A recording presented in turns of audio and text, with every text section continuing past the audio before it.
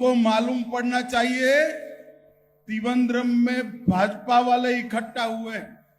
പിണറായി വിജയൻ വിദേശത്ത് പോയിരിക്കുകയാണ്. അവിടെ ഇരിക്കുന്ന മുഖ്യമന്ത്രിക്ക് മനസ്സിലാകണം ഇവിടെ ഭാരതീയ ജനതാ പാർട്ടിയുടെ വലിയ സമ്മേളനം നടക്കുന്നു എന്ന്.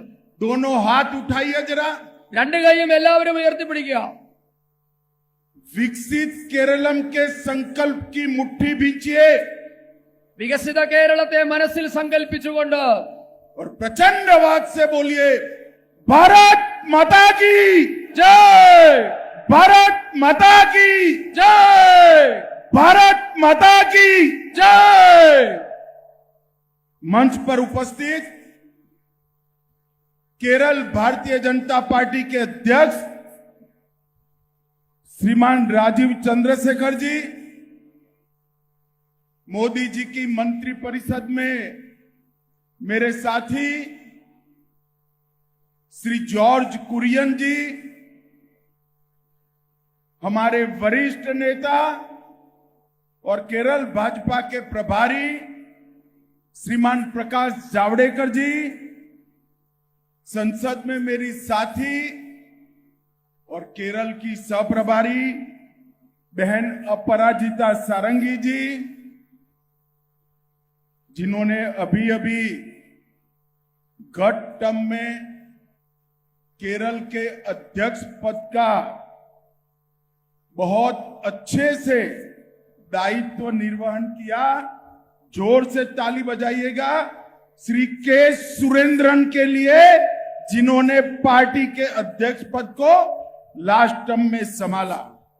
श्री वी मुरलीधरन जी, श्री अब्दुल्ला कुट्टी जी, श्रीमती पद्मजा वेणुगोपाल जी, श्री अनिल एंटनी जी, श्री पी के कृष्णदास जी, श्री एन राधाकृष्णन जी, श्री कर्मना जी, और आज अब मैं बोल रहा हूं इसका अनुवाद करना, भारतीय जनता पार्टी के मालिक ऐसे मेरे हर जगह से आए हुए भारतीय जनता पार्टी के कार्यकर्ता भाइयों बहनों को मेरा प्रणाम। ഈ വേദിയിൽ ഇരിക്കുന്ന ഭാരതീയ ജനതാ പാർട്ടിയുടെ സംസ്ഥാന അധ്യക്ഷൻ ശ്രീ രാജീവ് ചന്ദ്രശേഖർ, മന്ത്രിസഭയിൽ എന്റെ സഹപ്രവർത്തകനായ ശ്രീ ജോർജ്, सब बोलने की जरूरत नहीं है। കേരളത്തിന്റെ വിവിധ ഭാഗങ്ങളിൽ നിന്ന് വന്നിരിക്കുന്ന ഭാരതീയ ജനതാ പാർട്ടിയുടെ എല്ലാമായ പ്രിയ സഹപ്രവർത്തകർക്ക് എന്റെ സാദര നമസ്കാരം. सबसे पहले मैं महान मलयाली भाषा में बोल नहीं पाता हूं, इसलिए आप सबसे क्षमा मांगकर मेरी बात की शुरुआत करता हूं। മലയാളത്തിൽ, സുന്ദരമായ മലയാളത്തിൽ നിങ്ങളോട് സംസാരിക്കാൻ സാധിക്കാത്തതിൽ നിങ്ങളോട് എല്ലാവരോടും ഞാൻ ക്ഷമ ചോദിക്കുകയാണ്. भाइयों बहनों, मैं सबसे पहले श्री मन्नत पद्मनाभन जी की इस भूमि को, नारायण गुरु की ये भूमि को, महात्मा अय्यन काली की भूमि को और पंडित करुप्पन की भूमि को प्रणाम कर मेरी बात की शुरुआत करना चाहता हूं। ആദ്യമായി ഈ നാടിന്റെ മഹാനായ പുത്രൻ ശ്രീമാൻ മന്നത്ത് പത്മനാഭൻ, ശ്രീനാരായണ ഗുരുദേവൻ, മഹാത്മാ അയ്യൻകാളി, പണ്ഡിറ്റ് കറുപ്പൻ എന്നീ മഹാന്മാർക്ക് ജന്മം നൽകിയ ഈ നാടിനെ ഞാൻ ആദ്യമായി വണങ്ങുന്നു. यही भूमि है जहां आदि शंकर का जन्म हुआ। वेद, वेदांत, ब्रह्मसूत्र, वैदिक गणित और कई सारे फिलसॉफी के ग्रंथों की रचना आदि शंकराचार्य ने की है। आज मैं मनपूर्वक आदि शंकराचार्य की महान आत्मा को प्रणाम कर मेरी बात की शुरुआत करता हूं। വേദവേദാന്തങ്ങൾക്ക് ഭാഷ്യം രചിച്ച, ബ്രഹ്മസൂത്രത്തിന് ഭാഷ്യം രചിച്ച, ഭഗവത്ഗീതയ്ക്ക് ഭാഷ്യം രചിച്ച ആദിശങ്കരൻ പിറന്ന ഈ നാടിനെ ഞാൻ ആദ്യമായി പ്രണമിച്ചുകൊണ്ട്, ആദിശങ്കരന്റെ പാതാരവിന്ദങ്ങളിൽ നമിച്ചുകൊണ്ട് എന്റെ പ്രസംഗം ആരംഭിക്കുകയാണ്. और अभी अभी थोड़े समय पहले मैं केरल प्रदेश भारतीय जनता पार्टी के भव्य कार्यालय का उद्घाटन कर आया हूं। जब मैं उद्घाटन का दीप प्रज्वलन कर रहा था तब मेरे मन में वो सैकड़ों बलिदानी कार्यकर्ताओं का याद आता था जिन्होंने अपनी जान देकर हमारी विचारधारा और हमारी पार्टी के लिए अपना सर्वोच्च बलिदान दिया है। उनको भी मैं प्रणाम करना चाहता हूं। അല്പസമയം മുൻപാണ് ഭാരതീയ ജനതാ പാർട്ടിയുടെ അതിസുന്ദരമായ സംസ്ഥാന ആസ്ഥാനം ഞാൻ ഉദ്ഘാടനം ചെയ്തത്. അത് ഉദ്ഘാടനം ചെയ്യുമ്പോൾ എന്റെ മനസ്സിലേക്ക് ഓടി വന്നത് ഈ പ്രസ്ഥാനത്തിന് വേണ്ടി, ഈ ആദർശത്തെ ഈ മണ്ണിൽ ഉറപ്പിച്ചു നിർത്തുന്നതിന് വേണ്ടി ജീവൻ കൊടുത്ത നൂറുകണക്കിന് ധീര ബലിദാനികളുടെ മുഖങ്ങളാണ് എന്റെ മനസ്സിലേക്ക് ഓടി വന്നത്. അവർക്കെല്ലാവർക്കും ഞാൻ എന്റെ പ്രണാമം അർപ്പിക്കുന്നു. मैं 12 साल से केरल आ रहा हूं। केरल की राजनीतिक गतिविधियों से अच्छी तरह से वाकिफ हूं भाई। ഞാൻ കഴിഞ്ഞ 10-15 വർഷമായി കേരളത്തിൽ വന്ന് കേരളത്തിന്റെ രാഷ്ട്രീയത്തെ വളരെ നന്നായി മനസ്സിലാക്കിയിട്ടുണ്ട്. अन्य दलों की जितनी जनसभा होती है, इतना बड़ा कार्यकर्ता सम्मेलन भारतीय जनता पार्टी ने किया है। वो केरल में भारतीय जनता पार्टी के भविष्य का परिचायक। കേരളത്തിൽ ഇത്രയും വലിയ സമ്മേളനം, ഇത്രയും സാധാരണ മനുഷ്യർ പങ്കെടുക്കുന്ന ഒരു സമ്മേളനം നടത്തുന്നത് ഭാരതീയ ജനതാ പാർട്ടിയാണ്. ഈ സമ്മേളനം കാണുമ്പോൾ എനിക്ക് ഉറപ്പാണ്, കേരളത്തിൽ ഭാരതീയ ജനതാ പാർട്ടിയുടെ ഭാവി ശോഭനമാണ്, കരുത്തുറ്റതാണ്. आज केरल भारतीय जनता पार्टी के कार्यालय का उद्घाटन हुआ है। मैं केरल के प्रदेश अध्यक्ष जी को धन्यवाद करता हूं कि इन्होंने मुझे मौका दिया। इस कार्यालय का भूमि पूजन भी मैंने किया था और उद्घाटन भी मैंने किया। ഇന്ന് ഭാരതീയ ജനതാ പാർട്ടിയുടെ കാര്യാലയത്തിന്റെ ഉദ്ഘാടനം നടന്നിരിക്കുകയാണ്. ഞാൻ പാർട്ടിയുടെ സംസ്ഥാന അധ്യക്ഷനോട് അതിനൊരു അവസരം തന്നതിന് നന്ദി പറയുകയാണ്. ഉദ്ഘാടനം മാത്രമല്ല, അതിന്റെ ഭൂമി പൂജ നടത്താനുള്ള അവസരവും എനിക്ക് തന്നെയാണ് കിട്ടിയത്. और आज मैं प्रभु पद्मनाभ जी के चरणों में प्रार्थना करता हूं कि नूतन कार्यालय केरल में एनडीए की सरकार बनाने की शुरुआत साबित होगा। ഇന്ന് ഈ പത്മനാഭസ്വാമിയുടെ മണ്ണിൽ നിന്ന് ഞാൻ ശ്രീ പത്മനാഭനോട് അപേക്ഷിക്കുകയാണ്, ഈ സംസ്ഥാന കാര്യാലയത്തിന്റെ ഉദ്ഘാടനത്തോടുകൂടി ഭാരതീയ ജനതാ പാർട്ടിക്ക് നിയമസഭയിലേക്കും ലോകസഭയിലേക്കും പ്രതിനിധികളെ അയക്കാനുള്ള അവസരം കൂടിയാണ് കൈവന്നിരിക്കുന്നത്. भाइयों बहनों, अन्य दलों के लिए कार्यालय एक काम करने की जगह होती है। भारतीय जनता पार्टी के लिए कार्यालय ये हमारे लिए मंदिर की स्थान जितना पवित्र स्थान है। നമുക്കറിയാം, മറ്റ് രാഷ്ട്രീയ പാർട്ടികളുടെ ഓഫീസുകൾ എന്ന് പറഞ്ഞാൽ അവർക്ക് പ്രവർത്തിക്കാനുള്ള ഒരു ഇടം മാത്രമാണ്. എന്നാൽ ഭാരതീയ ജനതാ പാർട്ടിയെ സംബന്ധിച്ചിടത്തോളം നമ്മുടെ കാര്യാലയം എന്നുള്ളത് ക്ഷേത്രത്തോളം തന്നെ പവിത്രമായ സ്ഥലമാണ്. कार्यालय के बगैर विचारधारा कार्यकर्ता तक पहुंचती नहीं है। विचारधारा के बगैर के कार्यकर्ता भारतीय जनता पार्टी में कल्पना ही नहीं कर सकते हैं और कार्यकर्ता बगैर की भारतीय जनता पार्टी इसका कोई अस्तित्व ही नहीं। കാര്യാലയം എന്നുള്ളത് നമ്മളുടെ ആദർശത്തിന്റെ ഇരിപ്പിടം കൂടിയാണ്. ഭാരതീയ ജനതാ പാർട്ടിയെ സംബന്ധിച്ചിടത്തോളം നമ്മുടെ പ്രവർത്തകന്മാരില്ലാതെ പാർട്ടിയില്ല. നമ്മുടെ പാർട്ടിയുടെ എല്ലാം എന്നുള്ളത് പ്രവർത്തകർ മാത്രമാണ്. इसलिए हमारे लिए केरल के सचिवालय में मुख्यमंत्री बिठाने से भी ज्यादा महत्वपूर्ण काम है कि हमारा कार्यालय कार्यकर्ताओं के माध्यम से विकसित केरल का एक नींव डालने का कार्यक्रम बने। അതുകൊണ്ട് നമ്മെ സംബന്ധിച്ചിടത്തോളം കേരളത്തിന്റെ നിയമസഭയിലേക്ക് ജനപ്രതിനിധികളെ അയക്കുന്നതോടൊപ്പം തന്നെ അതിലും വലിയ കാര്യമാണ് സംസ്ഥാന കാര്യാലയം കേന്ദ്രമാക്കിക്കൊണ്ട് വികസിത കേരളം സാധ്യമാക്കാനുള്ള പ്രവർത്തനങ്ങൾക്ക് ആസൂത്രണം ചെയ്യുക എന്നതും. भाइयों बहनों, महान नेता और हमारे प्रधानमंत्री श्री नरेंद्र मोदी जी ने विकसित भारत की संकल्पना देश के 140 करोड़ लोगों के सामने रखी है। നമ്മുടെ ബഹുമാനപ്പെട്ട ആദരണീയനായ പ്രധാനമന്ത്രി വികസിത ഭാരതം എന്ന സങ്കല്പമാണ് രാജ്യത്തെ 145 കോടി ജനങ്ങളുടെ മുൻപാകെ അവതരിപ്പിച്ചിട്ടുള്ളത്.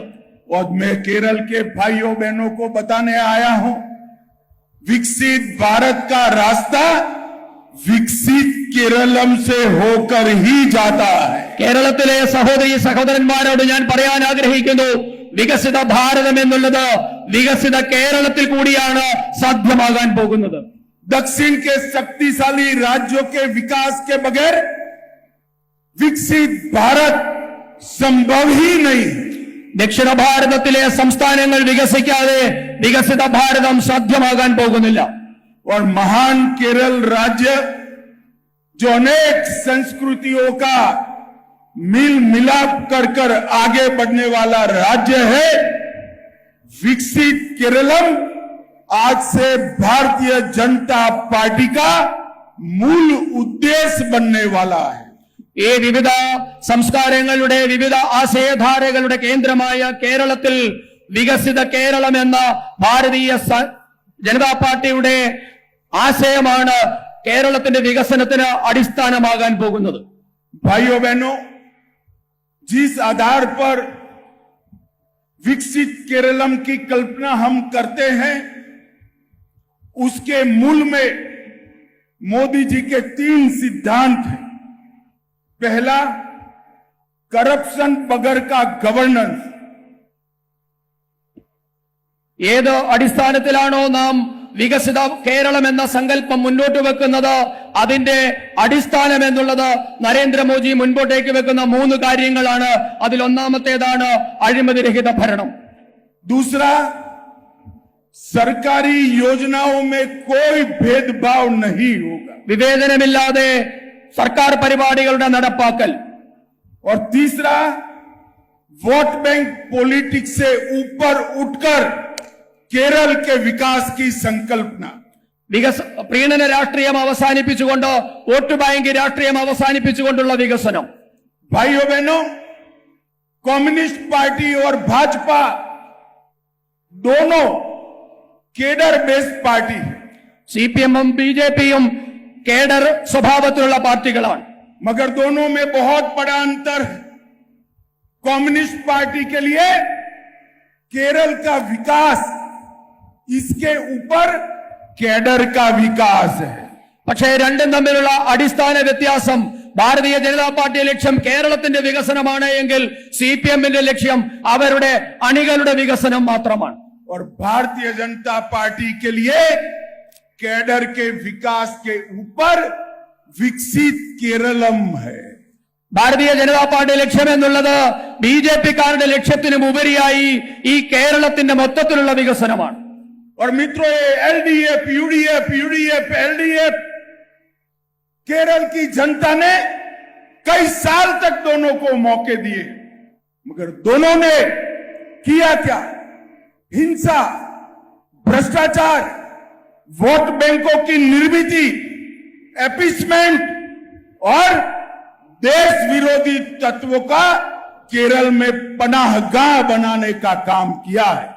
പ്രിയപ്പെട്ടവരെ, കേരളത്തിലെ ജനങ്ങൾ LDF-നും UDF-നും നിരവധി അവസരങ്ങൾ നൽകിയിരുന്നു. പക്ഷേ അവരെന്താണ് തിരിച്ചു നൽകിയത്? അക്രമവും അഴിമതിയും പ്രീണനവും വോട്ട് ബാങ്ക് രാഷ്ട്രീയവും എന്നതിനും അപ്പുറത്തേക്ക് ഈ കേരളത്തെ ദേശവിരുദ്ധ നറേറ്റീവുകളുടെ ദേശവിരുദ്ധന്മാരുടെ താവളമാക്കി കൂടി അവർ മാറ്റിയിരിക്കുന്നു. मित्रों, जब PFI की गतिविधि इतनी बढ़ी, मोदी जी ने PFI पर प्रतिबंध डाला. मैं आज पूछना चाहता हूं, जिस धाराओं के तहत मोदी जी ने PFI पर प्रतिबंध किया, वो सारी धाराएं केरल सरकार के पास भी सारी शक्तियां थी. क्यों केरल की लेफ्ट सरकार ने PFI को प्रतिबंधित नहीं किया? और PFI बढ़ता बढ़ता बढ़ता भारत के अन्य हिस्सों में जब गया, तब मोदी जी ने PFI को बैन कर कर सारे राष्ट्र विरोधी लोगों को जेल की सलाखों के पीछे डालने का काम किया. പ്രിയപ്പെട്ടവരെ, ഈ കേരളത്തിൽ തഴച്ചു വളർന്ന മതതീവ്രവാദ രാഷ്ട്രീയം, പോപ്പുലർ ഫ്രണ്ടിന്റെ നേതൃത്വത്തിൽ നടന്ന മതതീവ്രവാദ രാഷ്ട്രീയത്തെ തടയിട്ടത് നരേന്ദ്രമോദി സർക്കാരാണ്. ഞാൻ ചോദിക്കാൻ ആഗ്രഹിക്കുന്നു, PFIക്കെതിരെ എന്ത് നടപടിയാണ് ഈ കേരളം ഭരിക്കുന്ന ഇടതുപക്ഷ സർക്കാർ എടുത്തതെന്ന് അറിയാൻ ആഗ്രഹിക്കുന്നുണ്ട്. PFIയെ മോദി സർക്കാർ നിരോധിച്ച ശേഷവും കേരളത്തിൽ അവരുടെ പ്രവർത്തനം സജീവമാണ്. പക്ഷേ കേരളത്തിലും അകത്തും പുറത്തുമുള്ള മുഴുവൻ മത തീവ്രവാദികളെയും ജയിലിനകത്ത് പിടിച്ചിടാൻ, ജയിലിലിടാൻ സാധിച്ചത് നരേന്ദ്രമോദിക്ക് മാത്രമാണ്.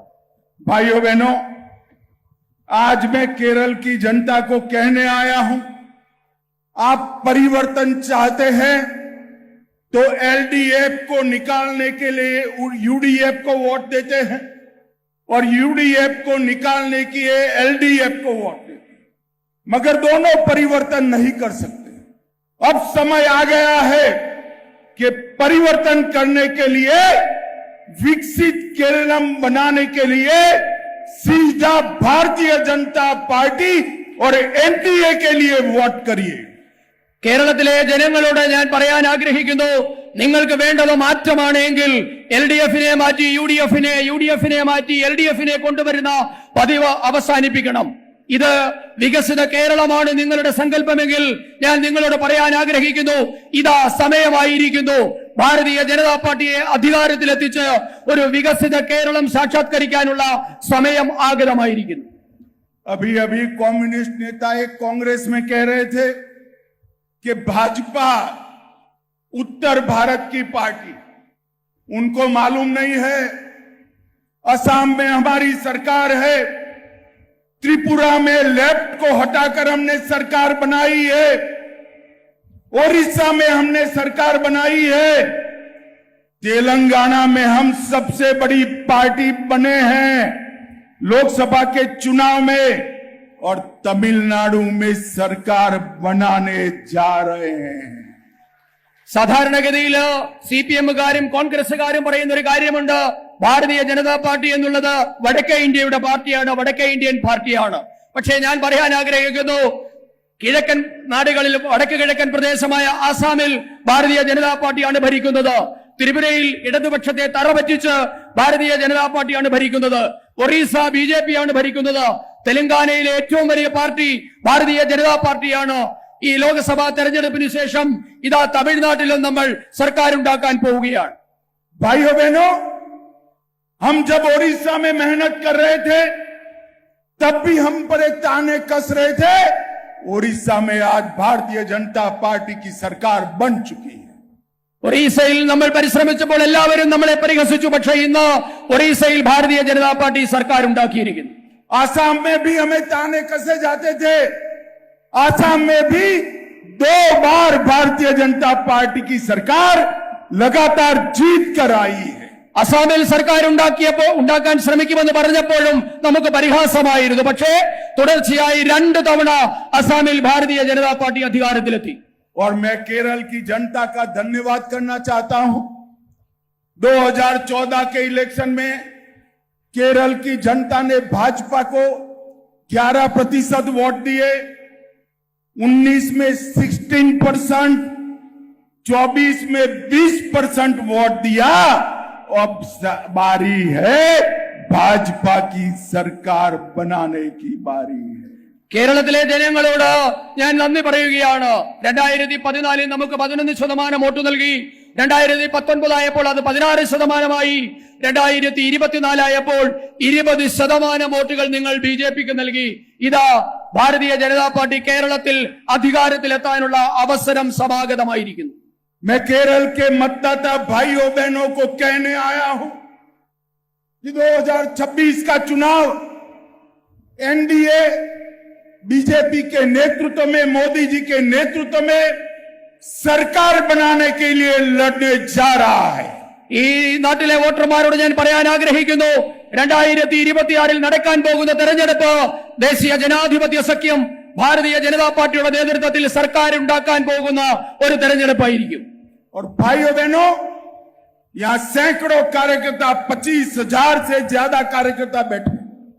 ഇവിടെ उनको याद कराने आया हूं कि हमारे सैकड़ों कार्यकर्ताओं की लेफ्ट के गुंडों ने हत्या की है. हमारे सैकड़ों कार्यकर्ताओं ने अपने जीवन का बलिदान दिया है.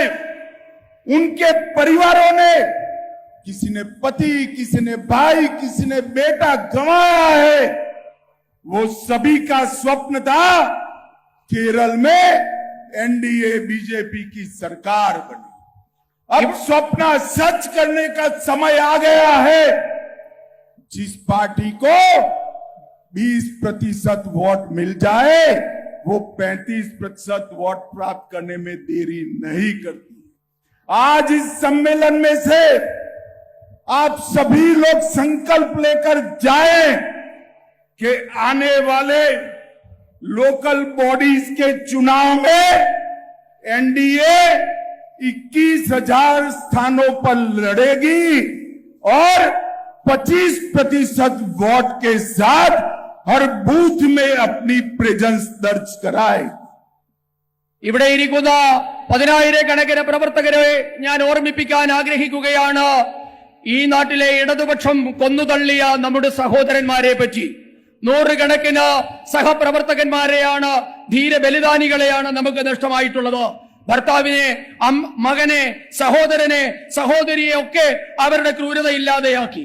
പക്ഷേ അപ്പോഴൊക്കെ നമ്മുടെ ലക്ഷ്യമെന്നുള്ളത് ഭാരതീയ ജനതാ പാർട്ടി കേരളം ഭരിക്കുക എന്നതായിരുന്നു. ഇന്ന് ആ സ്വപ്നം സാക്ഷാത്കരിക്കാനുള്ള സമയമായിരിക്കുകയാണ്. ഈ വരുന്ന തദ്ദേശ തെരഞ്ഞെടുപ്പിൽ ഭാരതീയ ജനതാ പാർട്ടി സംസ്ഥാനത്തെ 21,000-ഓളം വരുന്ന വാർഡുകളിൽ മത്സരിക്കും. 25% വോട്ട് നേടി ബഹുഭൂരിപക്ഷം തദ്ദേശ സ്ഥാപനങ്ങളിലും ബിജെപി വിജയക്കൊടി പാറിക്കും. भाइयों बहनों, एलडीएफ और यूडीएफ का ट्रैक रिकॉर्ड भ्रष्टाचारी सरकारों का ट्रैक रिकॉर्ड. ഇടതുപക്ഷത്തിന്റെയും വലതുപക്ഷത്തിന്റെയും പ്രവർത്തനം എന്നുള്ളത് അഴിമതിയുടെ മുൻകാല ചരിത്രമാണ് അവർക്കുള്ളത്. एलडीएफ में एक्सक्लूसिव घोटाला, कोऑपरेटिव बैंक का घोटाला, एआई कैमरे का घोटाला, लाइफ मिशन का घोटाला, के फोन परियोजना का घोटाला, पीपीई किट का घोटाला, और अब विजयन जी चिढ़ जाते हैं, मगर मुझे तो कहना चाहिए सोने की तस्करी का घोटाला, स्टेट स्पॉन्सर सबसे बड़ा घोटाला पूरे भारत में. പ്രിയപ്പെട്ടവരെ, LDF-ന്റെ അഴിമതിയെ പറ്റി നിങ്ങൾക്ക് എല്ലാവർക്കും അറിയാം. സഹകരണ ബാങ്ക് അഴിമതി, എക്സാലോജിക് അഴിമതി, ലൈഫ് മിഷൻ അഴിമതി, കെ ഫോൺ അഴിമതി, PPE കിറ്റ് അഴിമതി, അങ്ങനെ 100 കണക്കിന് അഴിമതികളാണ് ഇടതുപക്ഷ സർക്കാരുകൾ നടത്തിയിട്ടുള്ളത്. ഇപ്പോൾ വിദേശത്താണെങ്കിലും ശ്രീമാൻ പിണറായി വിജയനോട് ഞാൻ പറയാൻ ആഗ്രഹിക്കുന്നു, ഈ രാജ്യം കണ്ട സംസ്ഥാന ഏതെങ്കിലും ഒരു സർക്കാർ സ്പോൺസേഡ് ആയിട്ടുള്ള സർക്കാരിന്റെ കാർമ്മികത്വത്തിൽ നടന്ന രാജ്യത്തെ ഏറ്റവും വലിയ അഴിമതിയാണ് സ്വർണ്ണക്കടത്ത് എന്ന കാര്യം നിങ്ങൾ മറന്നു പോകരുത്. और यूडीएफ भी कोई कम नहीं है. बड़े मियां तो बड़े मियां, छोटे मियां भी सुभान अल्लाह. यूडीएफ को भी जब भी मौका मिला करप्शन करने में कोई कमी नहीं छोड़ी. मैं 2-3 चीज ही बताना चाहता हूं क्योंकि उनका तो वाइंडिंग अप का टाइम आ गया है. यूडीएफ जब सत्ता में थी, बार रिश्वत कांड, सोलार घोटाला, पलारीवट्टम पुल घोटाला, अनेक घोटाले यूडीएफ की सरकार ने भी किए हैं. और मोदी सरकार के 11 साल हो गए, ऑपोजिशन भी हम पर एक भी घोटाले का आरोप भी नहीं लगा पाया. പ്രിയപ്പെട്ടവരെ, ഈ നാട്ടിലെ കോൺഗ്രസുകാര്, UDF-കാര് അവരും അഴിമതിയുടെ കാര്യത്തിൽ ഒട്ടും പിന്നിലല്ല. അവർ അഴിമതിയുടെ കാര്യത്തിൽ അളിയനുമാണ് എന്ന് നമുക്ക് എല്ലാവർക്കും അറിയാം. അവരുടെ കാലഘട്ടത്തിലെ ചില അഴിമതികൾ ഞാൻ നിങ്ങളെ ഓർമ്മിപ്പിക്കാം. അവരെന്തായാലും അടച്ചുപൂട്ടാൻ പോകുന്ന ഒരു പാർട്ടിയാണ്. അവരുടെ കാലഘട്ടത്തിലാണ് ബാർക്കോഴ, സോളാർ കോഴ, പാലാരിവട്ടം പാലം അഴിമതി തുടങ്ങിയ നിരവധി അഴിമതികൾ അവരുടെ കാലഘട്ടത്തിലാണ് നടന്നിട്ടുള്ളത്. പക്ഷേ കഴിഞ്ഞ 11 വർഷമായി കേന്ദ്രത്തിൽ ഭരിക്കുന്ന നരേന്ദ്രമോദി സർക്കാരിനെതിരെ ഒരു അഴിമതി ആരോപണം പോലും ഉന്നയിക്കാൻ പ്രതിപക്ഷത്തിന് സാധിച്ചിട്ടില്ല എന്ന് നാം മനസ്സിലാക്കണം.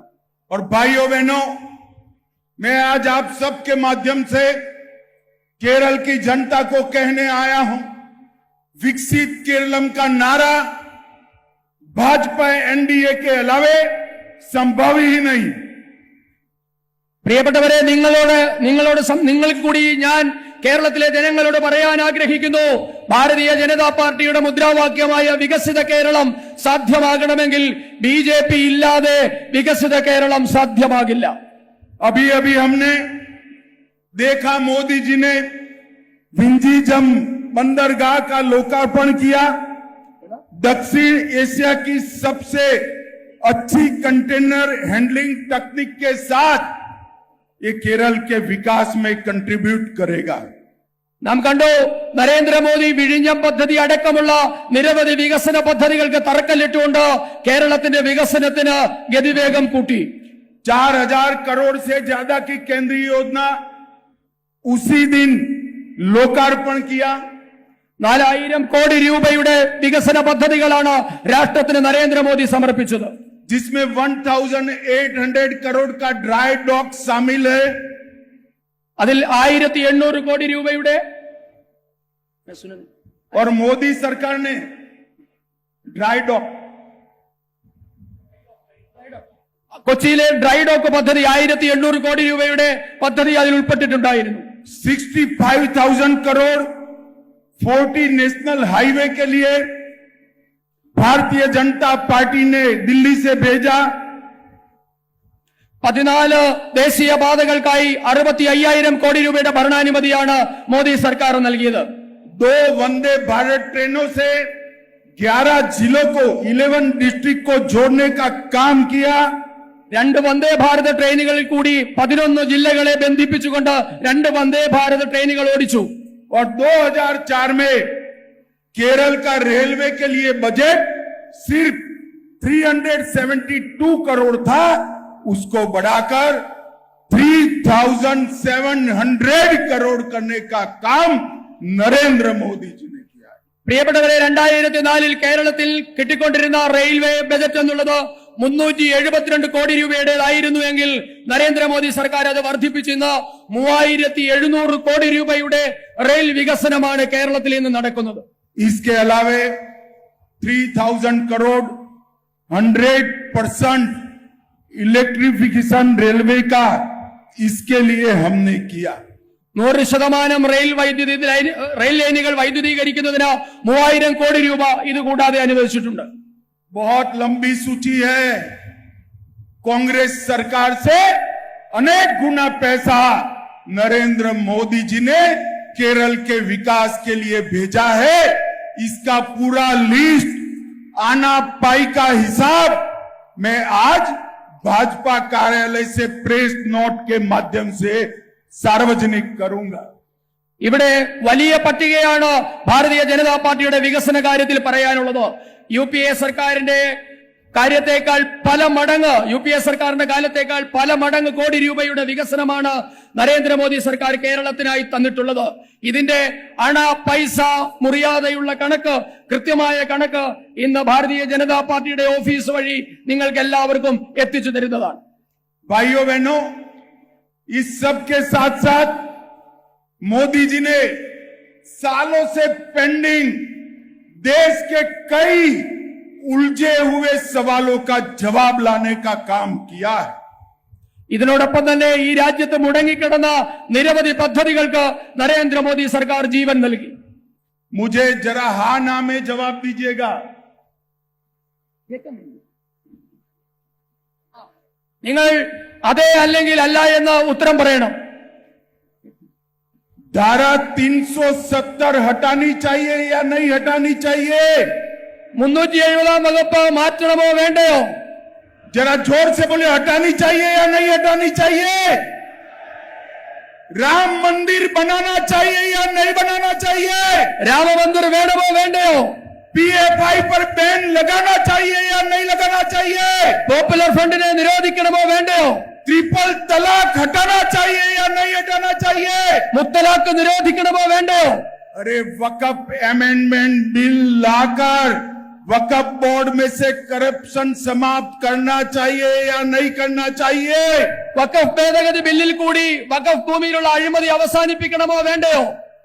ये सारी चीजों के लिए न LDF सहमत है न UDF सहमत है। ഈ മുഴുവൻ केवल और केवल मोदी जी के नेतृत्व में ये सारे काम भारतीय जनता पार्टी ने किए।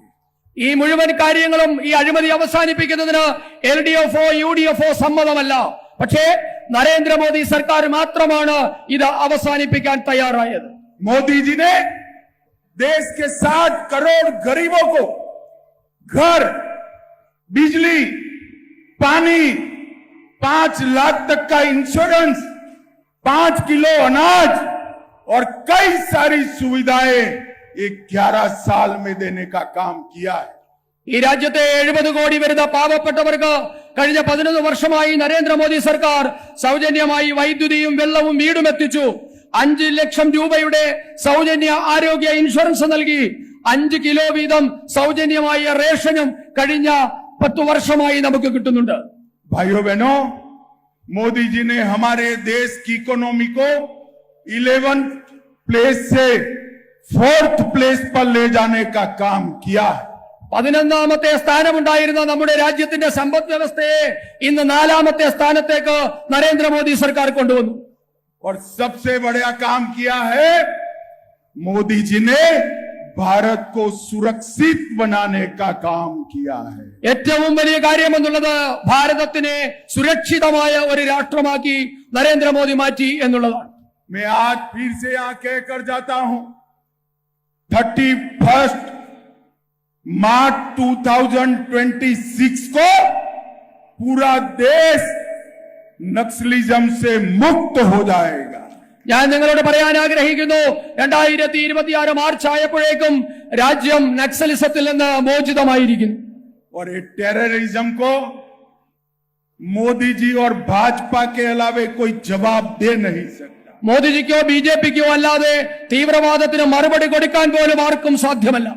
उरी में हमला हुआ, हमने सर्जिकल स्ट्राइक किया। ഉറിയിൽ ആക്രമണമുണ്ടായി, നമ്മൾ സർജിക്കൽ സ്ട്രൈക്കിലൂടെ മറുപടി നൽകി. पुलवामा में हमला हुआ, हमने एयर स्ट्राइक किया। പുൽവാമയിൽ തീവ്രവാദാക്രമണം ഉണ്ടായതിന് നമ്മൾ വ്യോമാക്രമണത്തിലൂടെ മറുപടി കൊടുത്തു. और पहलगांव में हमला हुआ, ऑपरेशन सिंदूर कर कर घर में घुस कर मारा है।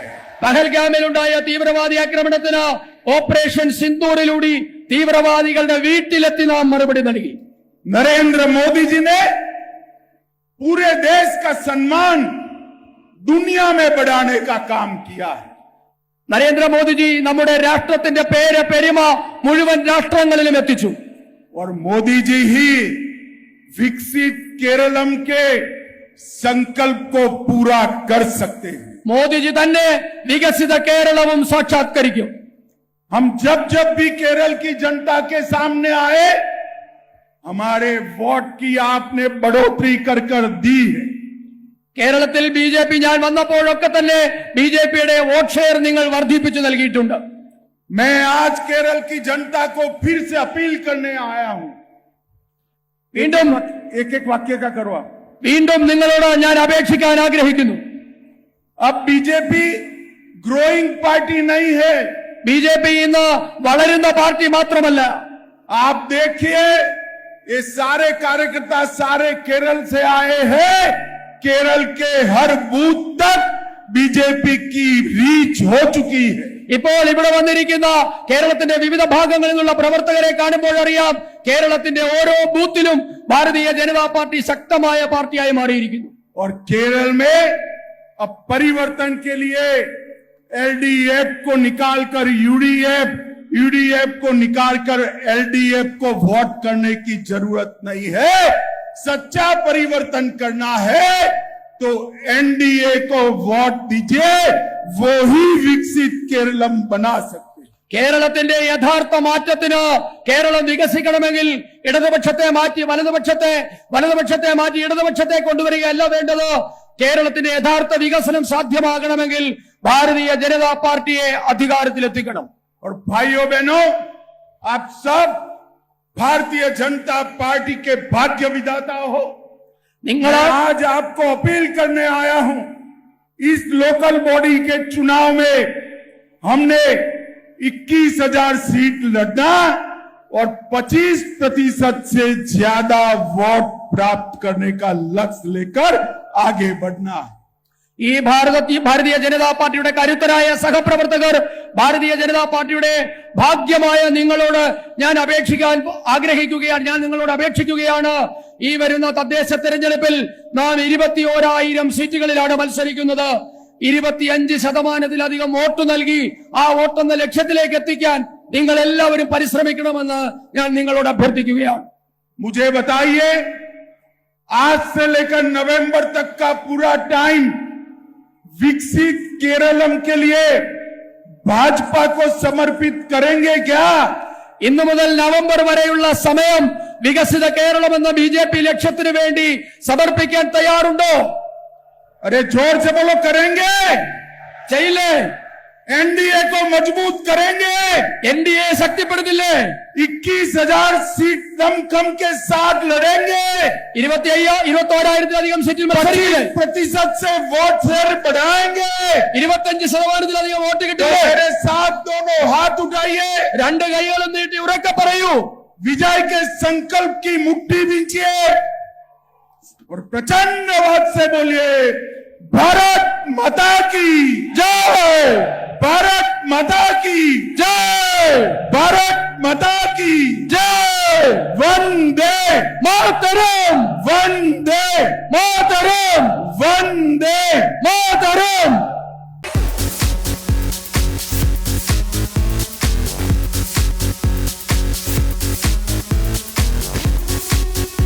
ഇതാണ് പഞ്ചഗവ്യ വിളക്ക്. പശുവിന്റെ ഗോമൂത്രം, ചാണകം, നെയ്യ്, പാല്, തൈര് എന്നിവ കൊണ്ട് ചേർത്ത് നിർമ്മിച്ച വിളക്കാണ് പഞ്ചഗവ്യ വിളക്ക്. ഒരു ഗണപതി ഹോമം ചെയ്യുന്നതിന് തുല്യമാണ് ഈ പഞ്ചഗവ്യ വിളക്ക് വീടുകളിൽ കത്തിച്ചു വെച്ചാലുള്ള ഗുണം. ഐശ്വര്യവും സമ്പൽ സമൃദ്ധിയും വീടുകളിൽ വന്നു ചേരുന്നതാണ്. നിങ്ങൾക്ക് ആവശ്യമായ പഞ്ചഗവ്യ വിളക്കും പഞ്ചഗവ്യ ധൂപത്തിരിയും ഓർഡർ ചെയ്യാവുന്നതാണ്. യാതൊരുവിധ കെമിക്കലുകളും ചേരാത്ത കർപ്പൂരം വാഗമൺ സ്പേസിൽ ഇവിടെ ലഭ്യമാണ്. ബന്ധപ്പെടേണ്ട നമ്പർ 7994007599 അല്ലെങ്കിൽ 9656417599.